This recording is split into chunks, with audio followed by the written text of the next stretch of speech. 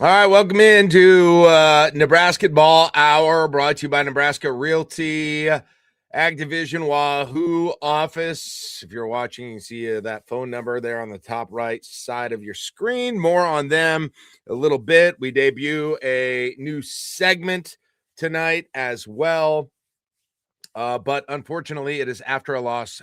Illinois 78, Nebraska 69. The Huskers take a 6-point lead to half and then get outscored by 15 in the second half. I am Jack Mitchell with the I-80 Club. Joining me is Caleb Henry live at Pinnacle Bank Arena. Looks like he's up in the rafters apparently today. Auxiliary seating. There's so many people came. They decided that it's a whatever the format is to decide who gets to sit in their normal seats. We were the only one who didn't have at least one person in our normal seats. But I will tell you, Nebraska has never lost a game when I sat down there. So take that for what it is when we assign media seating. We'll get someday the I-80 Club will get their spot. Mark my words. Someday the I-80 Club will be getting their spot and Husker Max. So anyway, real quick, a couple of rules are probably a little too strict, but we will be interacting with our chat on our Discord. Those are members of the I-80 Club. If you would like to be one of those, patreon.com/I-80 Club. You get access to that Discord, the community that goes with it. You get access to our special premium shows, including the chat hacks that Josh and I do. That's where we basically take questions, whatever you want to ask. We delve into those. You get all kinds of stuff. You get Volleyball State as well and everything that comes with them. So go ahead, sign up to be a member. Patreon.com/I-80 Club. That said, if you're not a member, you don't want to be a member, one thing, you could help us for free if you want to just give us subscribe on the YouTube page. That would be awesome if you do that. We'd appreciate that. You can set alerts then to find out when we start, because sometimes people don't show up on time like me. And then the other thing is we will still talk to the YouTube commenters as long as they super chat us. That's right. And we already have one right now from Jean-Claude. Let's see, Van Thram. Am I saying that right? It's a Dutch name, so I probably should get it right. So Jean-Claude, just all he says is damn. That's all. That's I should have went with Van Dam. Yeah, no, I Van Dam. I fully understand that feeling. That is exactly how I'm feeling right now, Caleb. It has been a while, and even I would not say on Tuesday night that I come into a show where I felt like this. A feeling I felt during a lot of the shows last year. Something that's been pointed out to me many times, that because of that feeling, I asked to cancel this show this year, or suggested perhaps it would be a good idea to cancel this show this year. We did not. We still continue. We will still continue. And we're very excited about the rest of the season. Still, despite what might come off as a dour mood, at least from me tonight, but we will continue thanks to great support of Nebraska Realty Ag Division Wahoo office. And by the way, even on my first day wearing the I'm Full Mast shirt that I got, it didn't. I don't know. So I don't know what Kurt from Nebraska Realty thinks if I need to not wear this now. I don't know what the strategy with these is, so he'll have to hit me up and let me know. But unfortunately, 0-1 in the I'm Full Mast shirt, and it did not help rank Mast out specifically very much. All right. I think I got all of that out of the way. Super chat us if you want. Otherwise, we'll talk to you on the Discord here. Caleb, I will let you just kind of open up with your thoughts, your immediate thoughts after this game. Yeah, so you look at the first half and Oh, yeah, okay, interesting. well, that's It's the end. interesting timing for that, huh? That's the end of my comments. I'll send it back to you. No, you looked in that first half. Neither team really able to take control for a long time until Nebraska obviously kind of blitzed the last 4 or 5 minutes. But overall, the offense looked stagnant in that first half. And maybe some of it was that zone, even though Nebraska was scoring a little bit, but it just didn't feel like Nebraska was itself for the majority of that first half. And then it was, oh, this is the same Nebraska that if you get one, it feels like it's going to snowball and you go bang, bang, bang. And Nebraska did that, especially at the end of the half to go up 6 points, made what was it 11 3-pointers in the first half. So that's back-to-back games in this week where Nebraska had double-digit made threes in the first half. But then obviously that falls off in the second half. You take that stagnant offense, and what Illinois did defensively in the second half did not let Nebraska start the offense anywhere near the top of the key. Everything was being run 25 feet away from the basket. So when you're doing that, plus not getting anyone driving into the lane, it's much tougher to get open on any of those threes where you get Pryce going, where you get Braden going. And like, that's just the way you were able to get those in the first half. You don't have anyone else also driving to the basket. Think Sam Hoiberg doing that in the last couple minutes of the game. You could have used that 15 minutes earlier in the contest, and maybe that changes some things. Maybe you get some more fouls called. Maybe you start getting to the free throw line sooner than, what was it, 10 and a half left in the game. First free throws for Nebraska. They only shoot 5 in the game. That's the difference, is Nebraska was running offense so far away from the basket. And that's not to say that there weren't other fouls that could have been called, especially when like Jamarcus is dribbling or everyone holding Pryce Sanford everywhere he is on the floor. But if you're never going to attack the paint in a way that is with aggression, you're just going to have a smaller chance of getting fouls called. And that's what Nebraska had over the course of this game until the final couple of minutes. And then it was just too much too late at the end. Yeah. Yeah, for sure. I agree with a whole bunch of that. The zone initially gave Nebraska some problems, but then I kind of had a sense they were going to figure it out at some point, and it was giving some wide open looks to Pryce, who did not have his kind of, not that he had a bad night.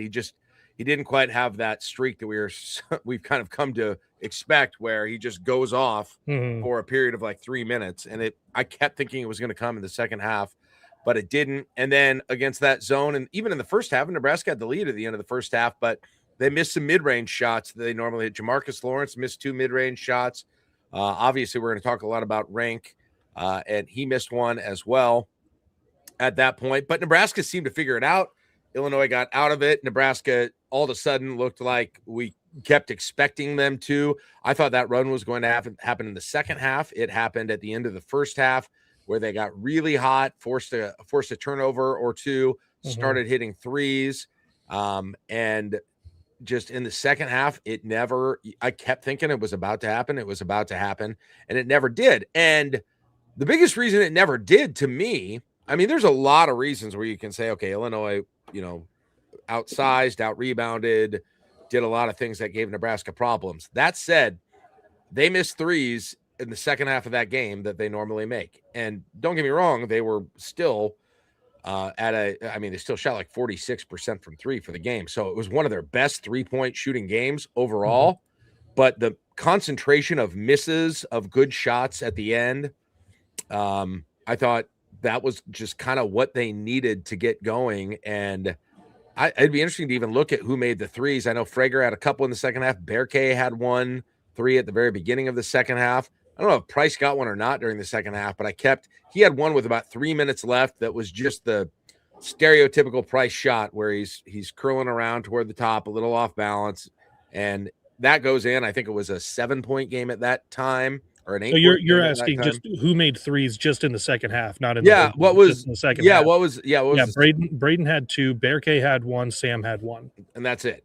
Yeah. So during the game, Nebraska made 12, and they were 12 for 26. They actually took fewer threes than Illinois did in that game. Oh no, I'm looking at the wrong one. Sorry. They ended up being I'm wrong about that. Okay. They were 15 for Okay, 35. there you go. They were 43%.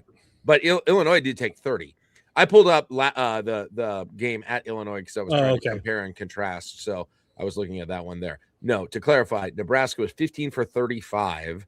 Jamarcus was 2 for 3. Hoiberg was 2 for 4. Pryce was 4 for 9. Berke was 1 for 3. Fraker was 6 for 12 from 3. And so they did, but it was just, it felt like they needed a 3 at the end to kind of get that spurt going that they've been able to rely on so much. And they never got it. And with nothing happening inside and with Rienk not scoring inside, just not being able, and he had trouble against Illinois when he was fully healthy, offensively inside. But that was it. That spelled doom for them. In addition to giving up offensive rebounds, which we knew coming into this game that it wasn't that bad. Actually, it didn't end up being that bad. You're right. They still had a 4 or 5. They had like a 5 rebound edge. That actually wasn't that bad in the second half, to be honest. Well, in second chance points, which is what you're looking at out of those offensive rebounds, 10 for Illinois, 8 for Nebraska. Okay. Well, I think I just remember a couple of key possessions where they got like 2 or 3 shots at it, and you were like, man, they needed to stop there. So I think that was it as well. Well, stay on that side of the floor. Nebraska, and I had one of our writers for Husker Max pitch me, Nebraska needs to be a lot better defensively to win in the NCAA tournament. And I was like, well, Nebraska hasn't been like bad defensively over the course of the season. What Illinois did, though, exposed the things that Nebraska tries to not let happen. Think about any other team over the course of this season that has had as much success as Illinois did skipping the ball and then getting wide open shots. Yeah. Because you made this point a few games ago. Nebraska's defense is trying to lure you into those skip passes where either they steal it or it goes into the 5th row. Mm-hmm. Yeah. Illinois, because every single one of their players is 6'9" to 7'2", like they all were there. You weren't getting those typical chucking it way out of bounds passes, and then they were making shots when they needed to. Also, you had, because of their size, in Nebraska playing that coverage where you're over into help. Frager got bit on this one. They pulled all the defense out, got the double to come out with them, and then just threw a lob up to one of their 7-footers. They had a lot of those, it seemed like. So Illinois was playing extremely well to their strengths against Nebraska's defense in the things that Nebraska kind of allows a little bit, but tries to get away with. And like Illinois just did really well with that. Nebraska didn't. And it ends up being a 9-point game. That's just kind of the way the ball goes sometimes. We got a shout out here, a super chat here. Garen says, disappointed but not discouraged. Week off to get healthy and prepare for the late season run. Yeah, it's interesting, Caleb, to kind of do a psychoanalysis of where we are now and where we'll be tomorrow for those who follow this team and cheer for this team, because it feels really frustrating, because for the first time probably this year, it feels like for the first time this year, I suppose, outside of some of the bye games where they didn't play as well as you thought they could have during the course of this game, and the plan didn't work. It didn't end up working. And then throw in the frustration again of some calls that didn't go Nebraska's way during the course of the game. That exacerbates it, and you pile on what happened in Michigan with the calls, and I think that exacerbates it as well. And Illinois is a team. Illinois is if you're not a fan of theirs, Illinois can be an annoying team. There's no doubt about it, and they're one of the best teams in the country. And they're one of the teams I think that has a definite shot of being in that group of teams that can go to the Final Four, I would think. So that all in all, it feels pretty bitter right now. Ask me tomorrow how I feel after this is all over. And this is you're not yet in a spot with Nebraska where you listen. All of this is context. It's ridiculous to even talk at this level in the larger picture of Nebraska basketball, because they're in the tournament. They are going to be a top 4 seed, blah, blah, blah.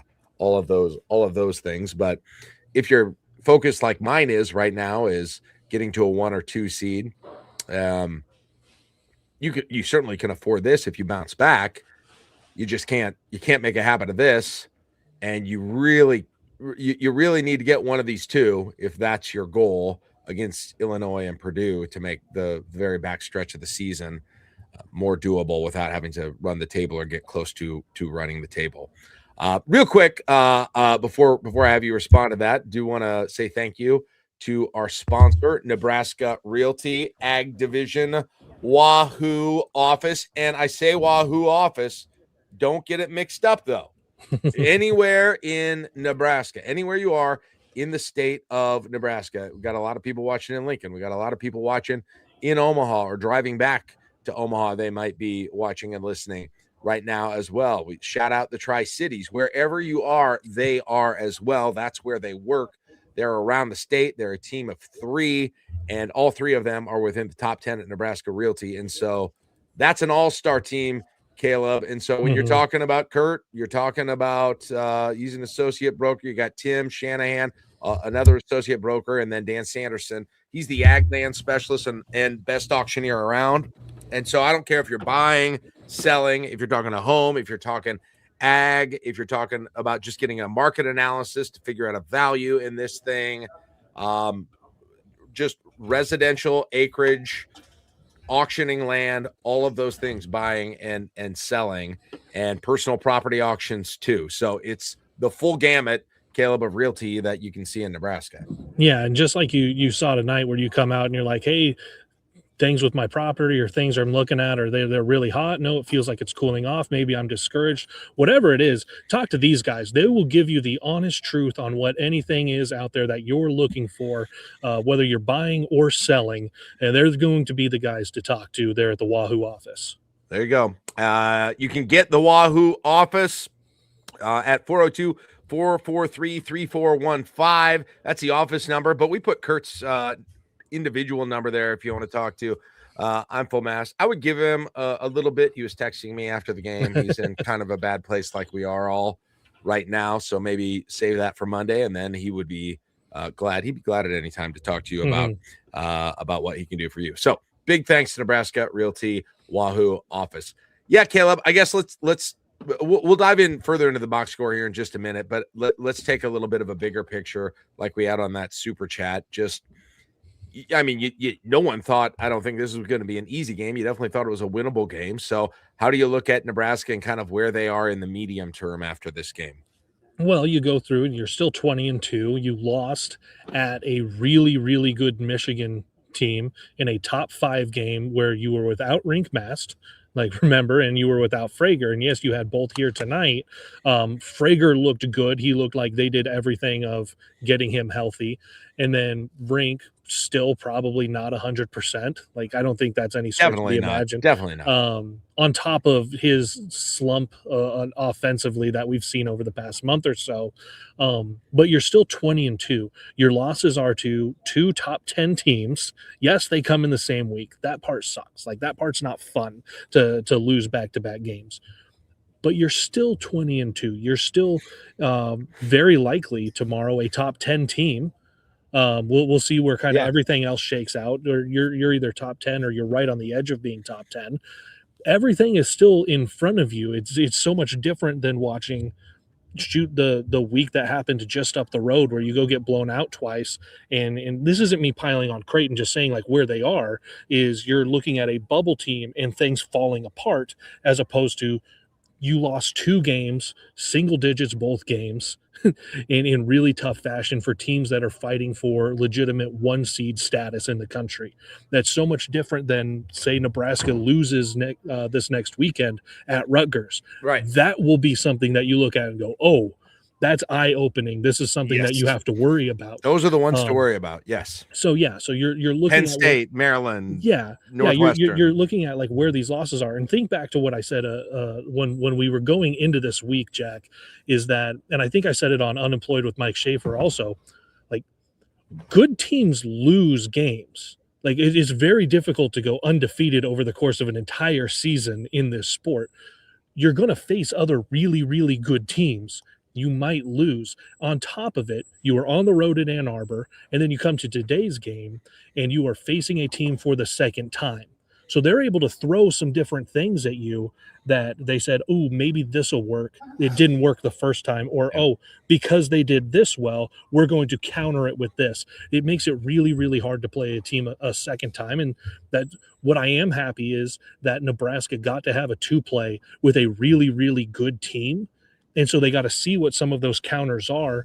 So like Fred can see what worked against his team so that they can work on the counter to the counter if they see it again the rest of the season.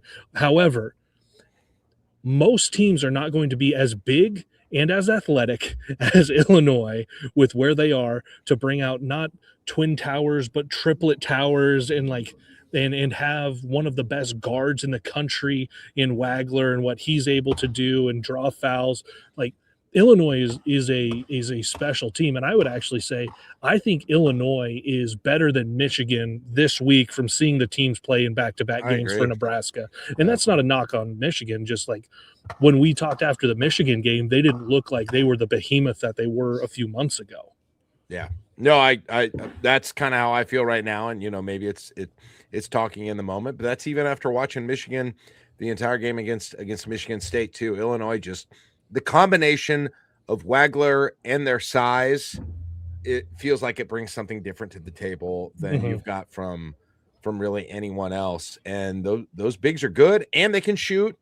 And Illinois gets 78 points. That's more than Nebraska's normally going to give up. But at the same time, and you mentioned the ease of some of those lob plays that they had.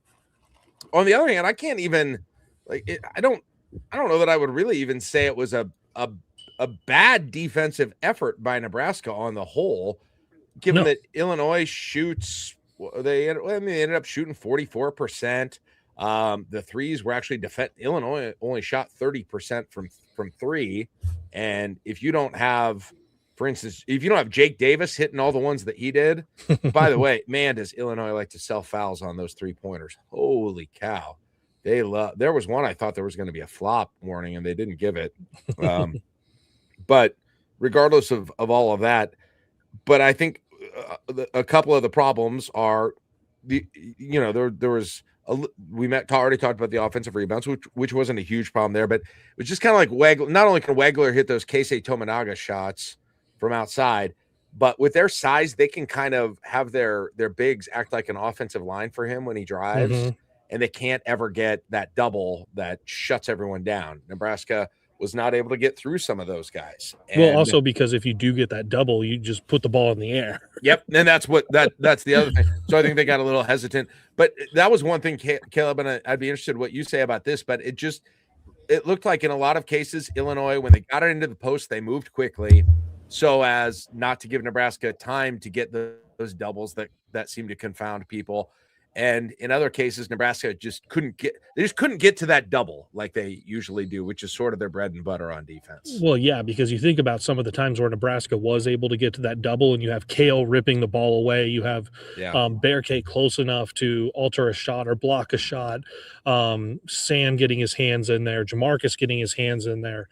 When Nebraska is able to get that double, especially on the bigs, it impacts everything the other team's able to do offensively. It impacted Illinois, what they were able to do offensively, especially in that first half. But if you get it to those bigs and they get a skip pass right away, and this is what I was saying at the top of the show here, is that they were able to get those skip passes out of there that immediately Nebraska's into the rotate and recover mode. And then you're able to find open lanes to drive for guys like Wagler, but you're also getting some of those open threes, and they made just enough. It seemed like every time, Jack, when Illinois made a three, although they only made 9, and still making 9 is good, but shooting 30% from deep to what Nebraska was doing, especially in that first half, every single one of those felt massive for when they went in. And not to say that Nebraska's weren't, but every single three for Illinois felt like it stopped a run or it led to a big run. And Illinois did have a kill shot in the second half. Nebraska had one as part of that run at the end of the first half. Illinois got that in the second half. And that's really where it was like, okay, This one is, can Nebraska get the shots made to close it out, and just couldn't after that run. Yeah, no, that's true. But I mean, again, I don't think anyone, despite the bitterness that sometimes there's a lot of losses over the years, especially bad ones. I'm thinking of the end of last year when the Nebraska couldn't get a win, where there was not only the bitterness of the loss, but the hopelessness. Mm-hmm. I don't think anyone should have. I mean, it's so stupid to again think about. We're 20-2. They're 20-2. They're 20-2. Hey, Caleb. I mean, I don't even need to do this exercise. Obviously, they're in a place you could have never dreamed of, and they just lost their first home game of the year. And again, they unquestionably weren't 100%, and they've already beaten this team. So, as was mentioned on the Discord several times, and Illinois is, like Jordan says, they're fine. They lost to 2 national title contenders. Mm-hmm. They'll be fine. And Jamie says, and they were competitive with those 2 top teams, which is a good sign. Yeah, this only discourages me to the extent that somehow here we are on February 1st, and I've yet to see Nebraska basketball look like they didn't play well for an entire game, or the majority of an entire game. This was it. This was the first time. And of course you've got to factor the competition into that whole equation as well. So it feels different and it feels new. Not overall, but in the way that this season has gone so far, without a doubt. But mm-hmm. you go back and now you get the if you can get the win against Rutgers, all of a sudden you go into Purdue and you feel back to where you were. I think, especially Caleb, if Rienk Mast can look like Rienk Mast, early season Rienk Mast, and even before the illness, it's been a while for him. The one thing that could make me feel a lot better about this team is if we see a Rienk Mast, 20.8 rebound game here, right, coming up in the next few weeks. Yeah, obviously the illness was not helpful for him trying to right the ship, but you go the last several games, obviously he had 5 points here, 8 at Minnesota, 12 against Washington, but he only shot 4 for 13 in that game, 9 at Northwestern, 5 against Oregon. You have to go back to the beginning of the month where he scored double figures in 4 straight games. But even then, you have to go back to Michigan State on January 2nd, where he had 19 points. Yeah, that was really the last time, right? That feels like the last time. It's been a month. Oh, I guess he made not terrible against Indiana, where he made 5 shots, but still, it's Rienk had not been shooting the ball particularly well. Then he has the illness. You're a little bit slower. Maybe you're a little bit fatigued. The legs aren't all there, and you're inside against behemoths, which is a place that Rienk has also struggled more than just over the last month. So having this week off, I think, is going to be big for the team as a whole. Especially the way it's senior-led, the way Fred Hoiberg has talked to these guys after every single win, where you saw in all the videos, is anyone satisfied? Now they have to sit on this for a week. But also, Frager looked good, but you're going to get him back to full health off of that ankle, whatever full health is compared to what he came out with today. And then Rienk getting not just better from a health standpoint, but something mentally going on offensively for him. Yeah. And as for Frager, man, he shot the ball well, but what we didn't see from him, and this is not a knock on his game, because I'm going to probably nominate him later for our new segment, but we did not see sort of the vintage Frager athleticism on the offensive end. Mm-hmm. As much. And I don't know if that's attributable to the opponent. I don't know if that's attributable to him maybe still feeling a little bit of a lack of mobility because of the ankle. I'm not sure, but you could have used the way Sam was scoring down at the and I know that was because it was the end of the game and Illinois was trying not to foul and they were given a little bit more room. But if you could have got a little bit of that from Frager too, and that's asking a lot of him given how much of the load that he carried with 3-pointers. I think that makes that game feel a little bit differently too. And so Again, I mean, it's not 100%, but Illinois wasn't 100% from where Nebraska played them last time around either, and they've had guys fill the holes as well. We've talked about a couple of things in the box score already, Caleb, but in terms of individual numbers, is there anything that particularly sticks out to you? I mean, obviously, like Nebraska shoots well. When they got to the line, went 4 for 5. Illinois 21 for 26. Wait, 5-hole free throws? Wow. But yeah, and I addressed that at the beginning of the show, so I'm not going to go through that again. For Braden, though, as you're talking about him, he didn't shoot inside the 3-point line.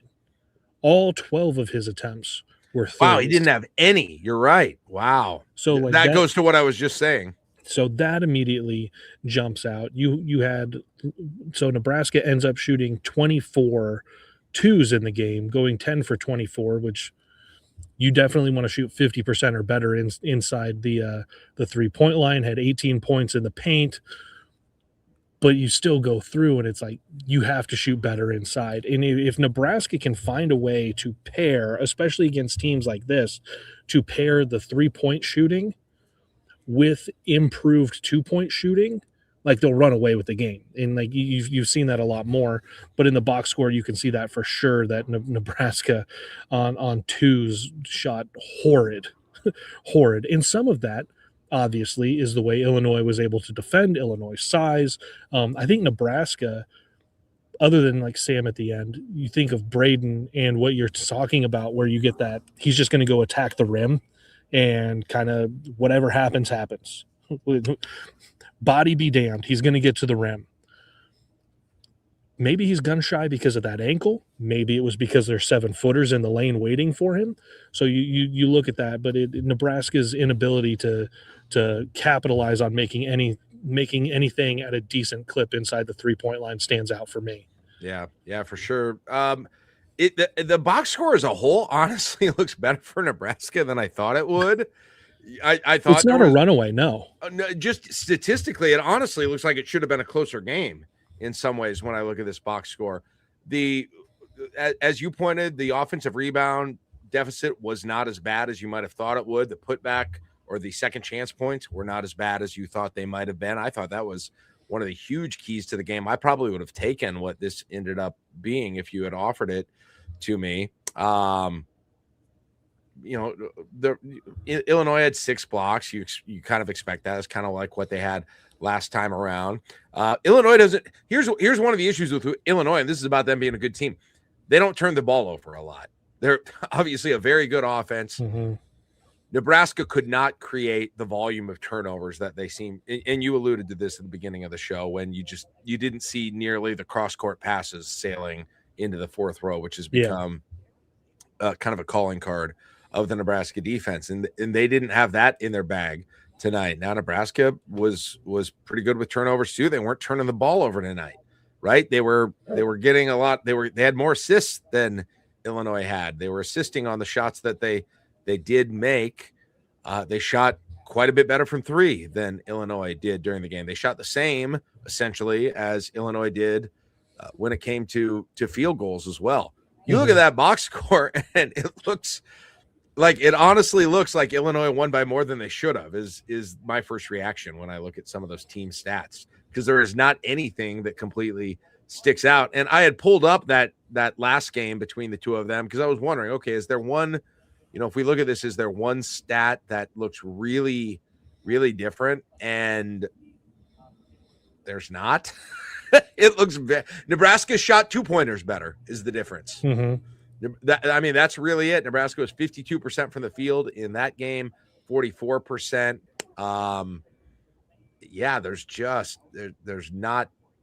There's nothing real clearly. They shot about the same that they did from 3 in both games. Nebraska shot a lot more threes in this most recent game, but I can't find it, Caleb. They got to the line 8 times in that game, got to the line 5 times tonight, so not significantly difference. If I had to pick one difference just by looking at the box score, that's what it is just making a few of those having a little bit more of an inside presence, making 2-pointers during the course of that game. was the biggest difference between the two games. Weird. Yeah, and you have some people looking at the rebounds where it's 40 to 27. Listen, when Nebraska is called for the fouls that are putting Illinois to the line, there's less chances to get rebounds. Yeah. That's also there's less chances for Illinois to get offensive rebounds. They won that 11-6, but like I said, on second chance points, that was kind of negligible, 10-8. So there wasn't a big difference on when you got offensive rebounds, what you were able to ultimately do with it. But yeah, a plus 13 for your team, you will absolutely take that for Illinois. But Nebraska wasn't going to the free throw line as much, so those misses were coming off and being grabbed by Illinois. Illinois was drawing fouls, and so there's less opportunities when you have those opportunities on missed shots to come up for you to grab the defensive rebound. Yeah.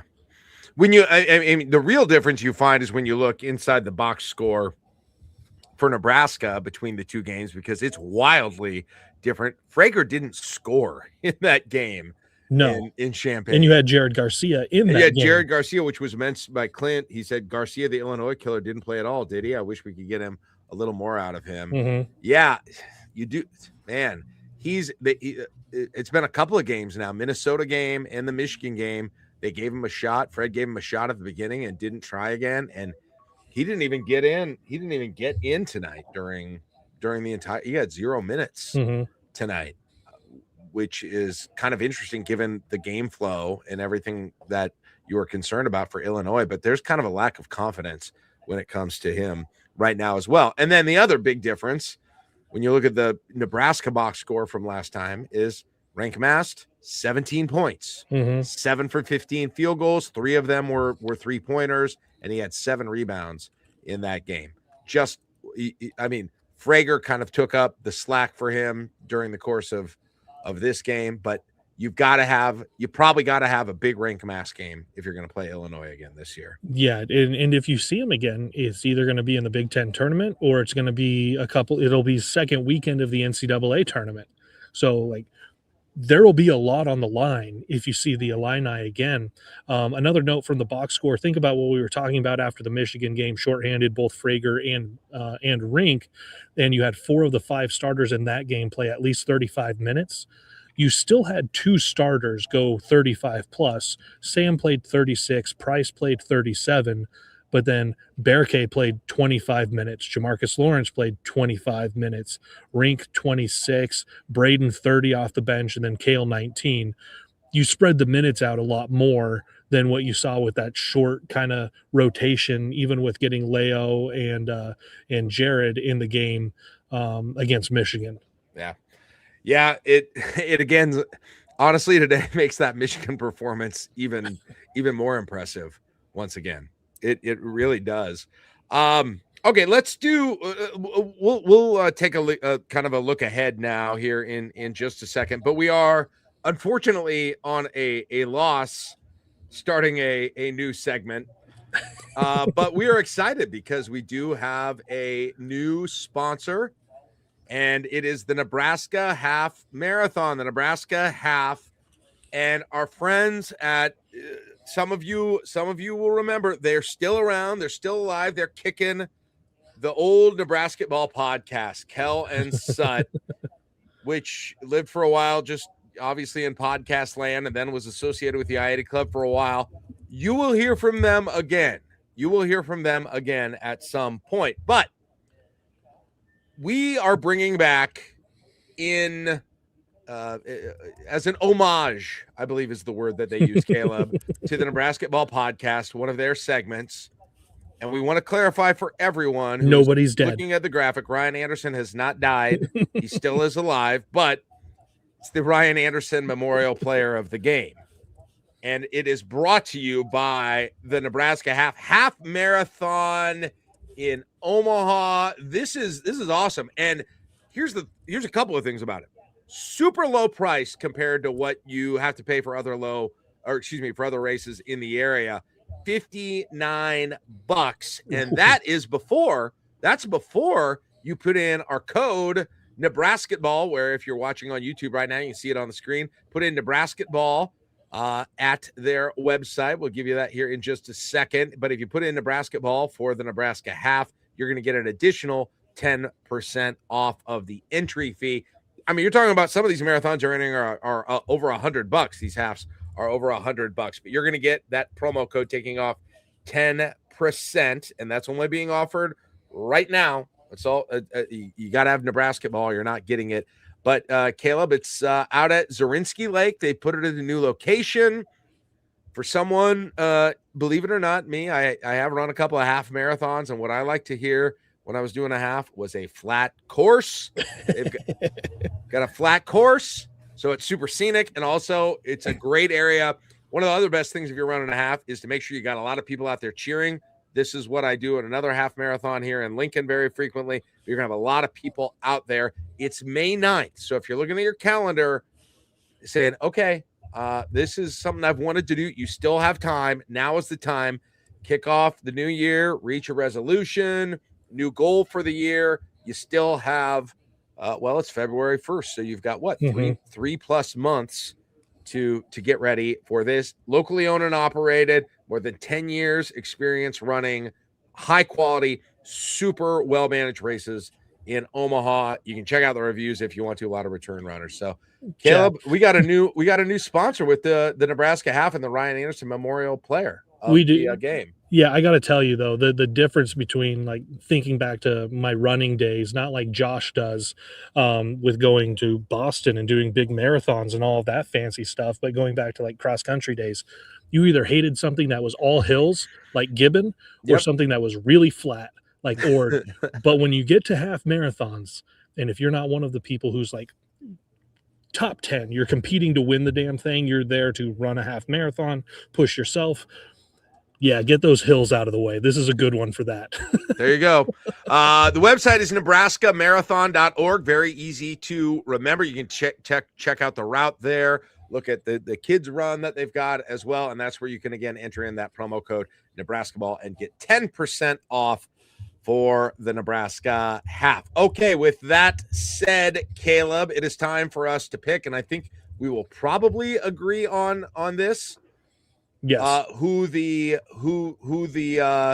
Ryan Anderson Memorial, he's not dead, Ryan Anderson Memorial player of the game is. Are we going, is it unanimous Frager? It's unanimous Frager. Yeah. And I mean, it's hard not to do that when he ended up, as we've said several times, talking about his day, putting up a total of 20 points, 6 for 12. All the shots were threes. You didn't know what you were going to get from him this game, and you got a lot of points, and you still feel like maybe he wasn't 100%, but that was a heck of an effort. A couple of times where he, frankly, kept this thing from getting into like double-digit range where Nebraska really was going to have an uphill climb way before the last few minutes of the game. Yeah, and you had the one time where Frager did attack the rim. He got fouled. He goes 2 for 2 at the line. The ovations that were in this arena when he comes running out by himself late in warmups, how loud it got here during the game when he finally checked in. You could feel it from this place that they'd missed seeing Braden on the floor for the last couple of games. And then he goes out, and within a couple of seconds, he grabbed a rebound. And then you go down and he's hunting for his shot, and he's making threes. So that was definitely a giant bright spot for Nebraska in this one. Yeah, I mean, you want to talk about just bright spots generally. He seems like he stepped right back into this sort of this curve of improvement that he has been on over the course of the last month that I think really kind of started. You think of that Oregon game where he was just going nuts back and forth with Pryce. Mm-hmm. If you can get both of them going again, that's when this team is completely dangerous. And he shot to nut. Man, you think of him and we talk about him because of the athleticism, the ability to drive, sort of the attitude to some degree. But if he becomes this good of a 3-point shooter, man,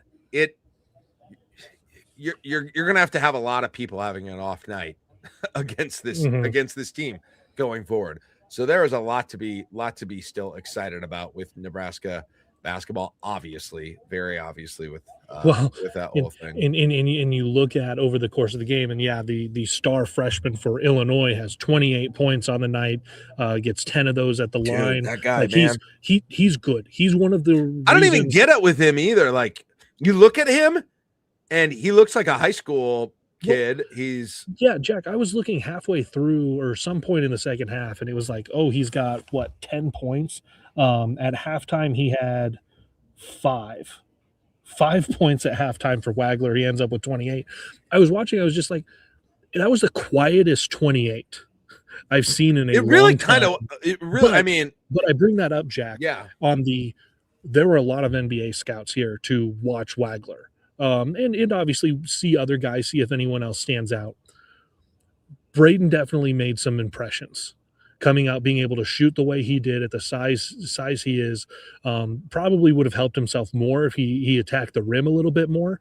But his shooting at his size and being an underclassman, that was definitely good for Frager. And of course, him getting to be our first MVP of the game. Rest in peace. Yes.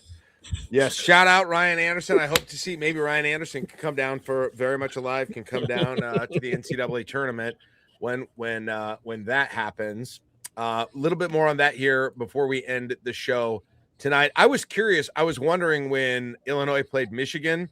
It's not until February 27th. February 27th, that happens. That would be what, 2013. I'm counting back quickly in my head on what day of the week that is. Is that a Saturday night, February 27th? Or is that a Friday night Fox special?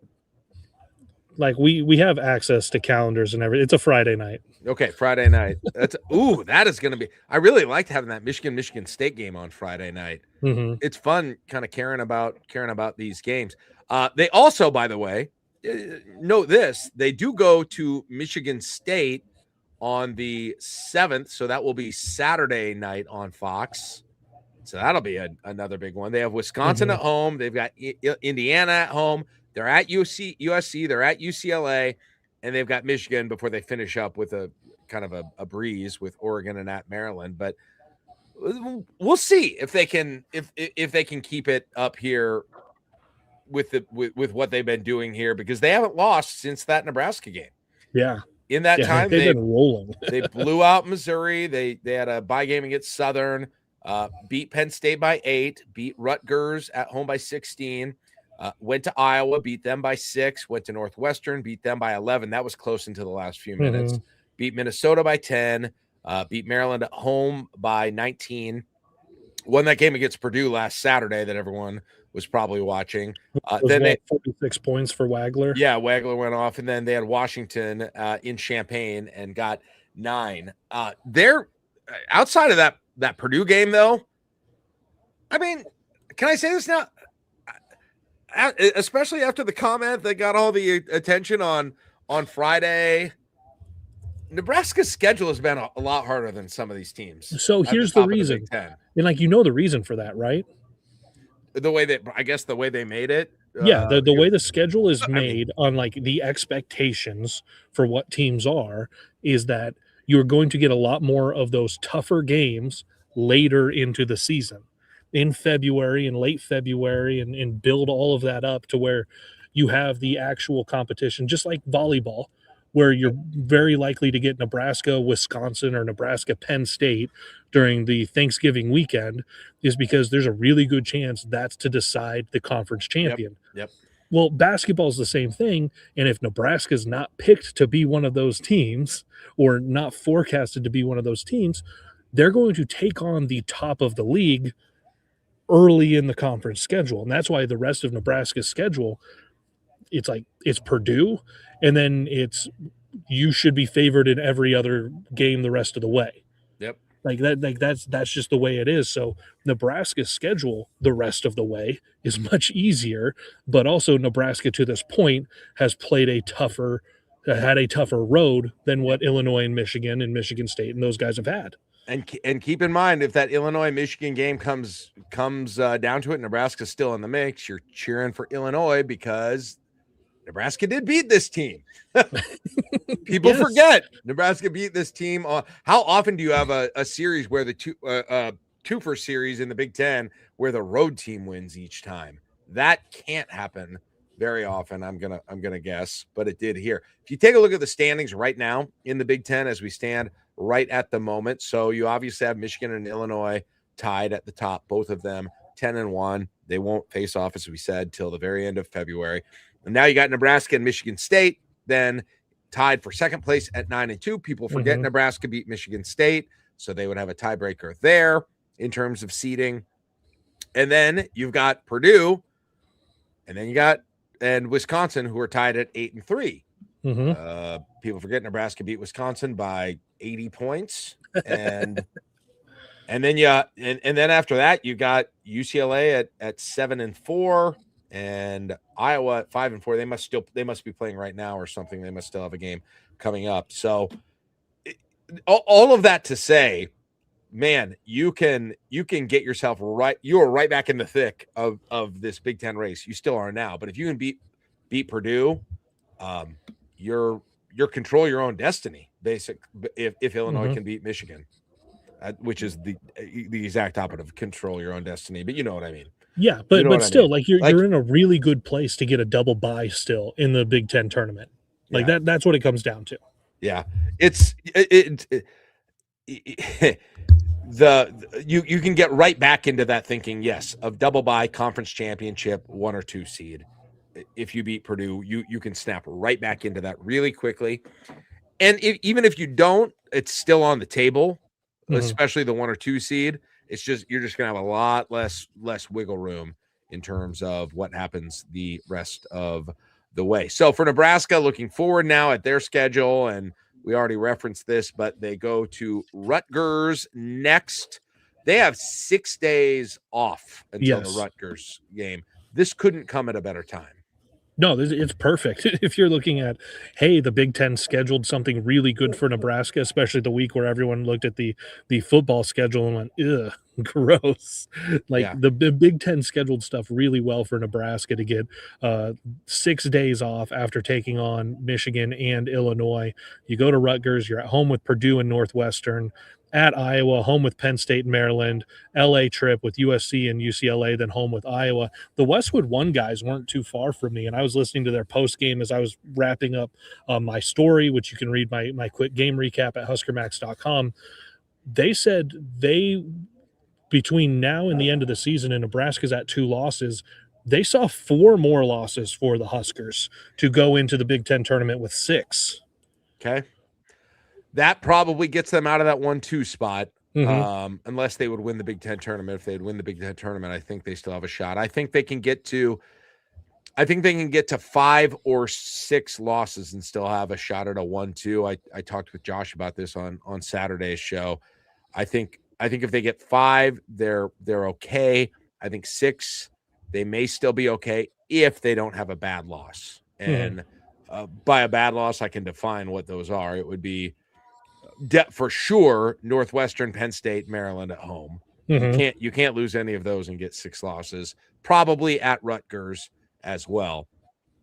And then you're starting to run out of games to lose at some point. Right. If even if you look at worst case scenario for Nebraska right now, and you say, okay, they've got 1, 2, 3, 4, 5, 6, 7, 8, 9 games left in the regular season.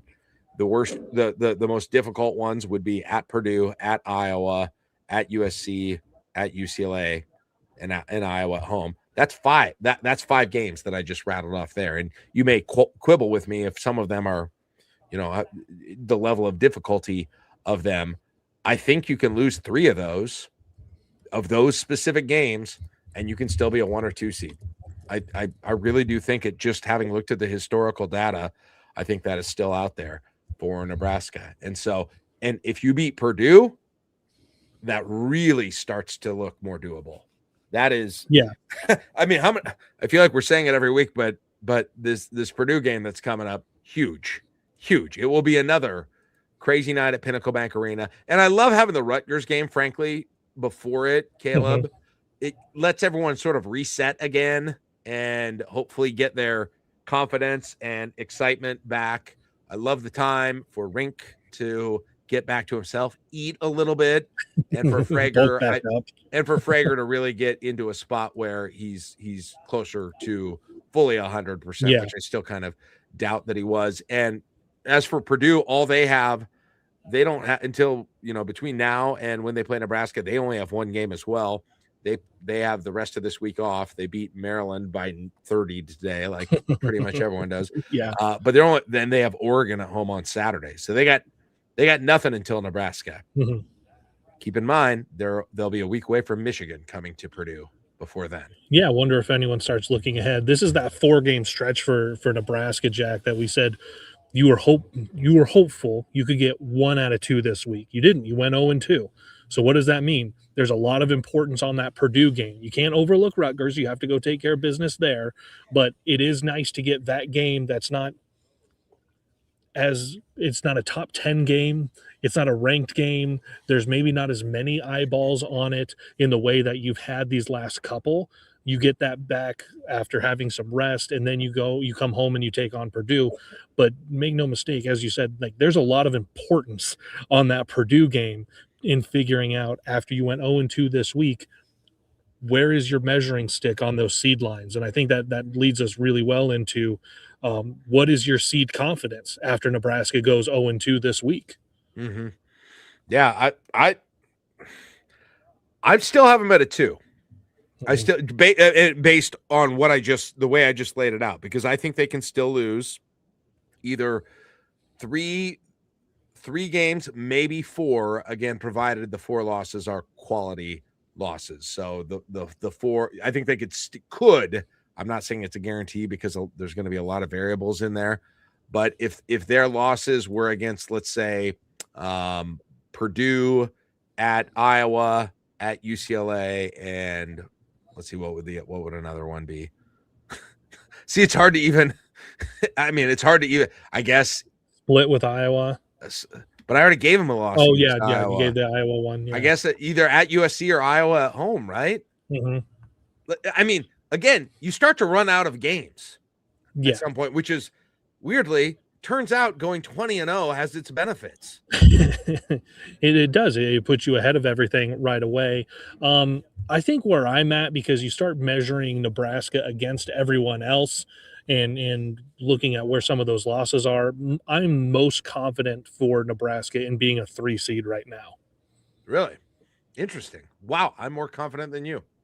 Yeah, it's weird. That doesn't happen often. Do you agree with? I don't know if you have an opinion on this, but do you think 5, if they stay 5 or fewer losses, they're locked into a 2? I don't know if they're locked into a 2, because again, it depends on how everyone else does. And there's a lot of teams that are fighting for the 1 seeds and the 2 seeds that Nebraska is not going to get a C, or Nebraska, or they're not even in the Big Ten. So like you start to balance out where some of that is. And that's why I think Nebraska is going to end up in, for right now, where my confidence level is, it's in the 3 seed range. But you're at least in the 2 seed conversation for sure if you only have 5 losses going into the Big Ten tournament. If they have 5 losses and they're anywhere close to the top 10 in the net, it would be pretty historically. It'd be a fairly decent historic anomaly for them not to be a 2 seed. But again, maybe you'll just have like a real clear above everything 1 through 8, and then a big drop off after that. We'll have to see. The thing, as we were going through Michigan schedule and Illinois schedule, the thing we have to remember is everybody is still playing games against a lot of tough opponents as well. And so there's going to be losses that happen elsewhere. Okay. All right, I want to finish with this. We got a special announcement now to finish this whole thing off. I was only going to do it if they won, but let's instead still do it to give us something positive to end the show on. Last time Nebraska went to the NCAA tournament, I was not there. Caleb, you were not there. I was not there. We were coworkers at the time. We were coworkers at the time.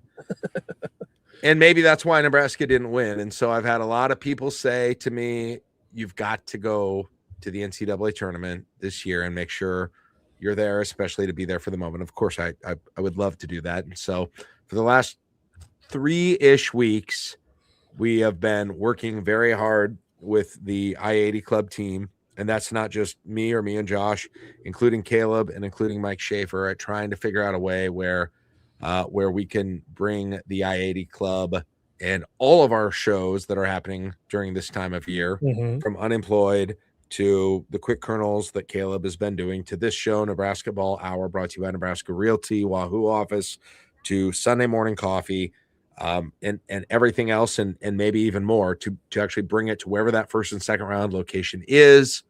Ideally, we'll see if we can do this. Ideally, set up some kind of a public home base. We'll be calling you if you own a sports bar anywhere near the arenas in St. Louis and Oklahoma City. So be ready. If any of you have a connection with one of those folks, please let us know. But we are working on that. But we can now confirm, this is very exciting, as of just the last 24 hours, that the I-80 Roadshow, Dancing with the Skurs, is happening. And it's all thanks to our friends at Husker Power Products. They have been awesome to partner with us on this. They are our presenting sponsor for our trip. And so Husker Power Products out of Hastings, you're going to be hearing more about them over the course of the next several weeks, but they were the ones to come through with the Husker Power to make this actually happen. So we are planning, we are expecting, we are making the arrangements right now to go, even if it's not Oklahoma City or St. Louis, to take me, to take Caleb, to take Josh, to take Mike. I also think there might be some cameos from other I-80 Club content creators who will be there anywhere. There might be some I-80 alums, special shows. We're going to get one of those tweets at the end that says, "Thank you for traveling to cover Nebraska basketball." After that's all we want is that thank you tweet. All freaking over. And so that's what this is all for. It's going to be a blast. It is going to be so fun. And we're super excited. And there's nothing that I want more than on Thursday or Friday night of that week, March 19th or 20th, being somewhere in some city, Oklahoma City, St. Louis, Buffalo, San Diego, wherever, in a bar with a bunch of Husker fans, and we are celebrating that first win in the NCAA tournament and doing a show while we do it live. And so that is the plan right now. We are working. We are planning on doing it, but we are still looking for some sponsors, trying to cover costs on this whole thing so we can continue to do the regular stuff that we do with the I-80 Club. So if you're we going to get a van that looks exactly like the one in the image here? I don't know.